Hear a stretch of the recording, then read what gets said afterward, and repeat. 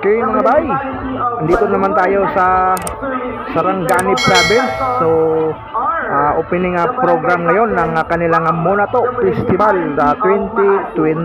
So andito tayo sa provincial capital ng Sarangani Province mga bay. So dito lang yung matagpuan sa Alabel. So shout out sa mga taga Alabel, Sarangani Province. So ito ngayon, yan, napakaraming tao mga bay. Siyempre, mayroon din tayo dito stall. So, gaya ng sabi natin, mayroon tayong event dito. Yan, yung munting tindahan natin. So, yan lang yung binigay sa atin, isang pwesto.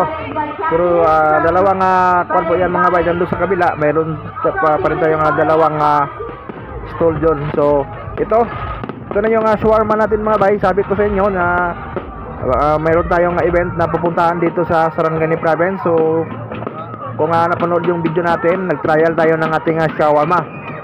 So ito na yung ating shawarma business. So medyo okay na rin siya mga bay kasi dinumog kaagad ng mga tao. At siyempre yung fireworks display ng nag-uumpisa na mga bay.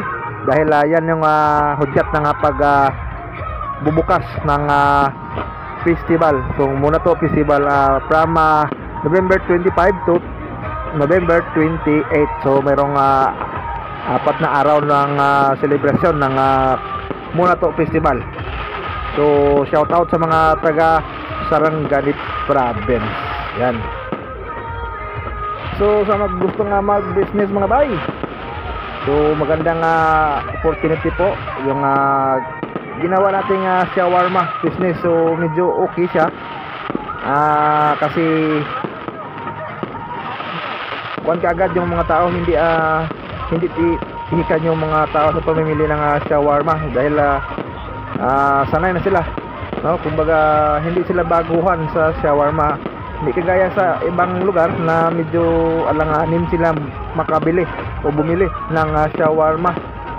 So dito parang sanay sila sa ganyan ng foods, yung shawarma.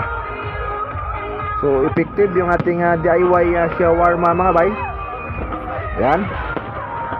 So abang-abangan pa natin yung dagsaan ng tao dito. So abang-abangan natin sa highlights sa November 28 kung ano yung pinaka-peak ng tao, at siyempre yung ating mga tindahan, kung ano yung pinaka best seller dito mga bay. So sa ngayon, yan na po muna mga bay, at siyempre huwag yung kalimutan mag-subscribe sa ating YouTube channel. Yan.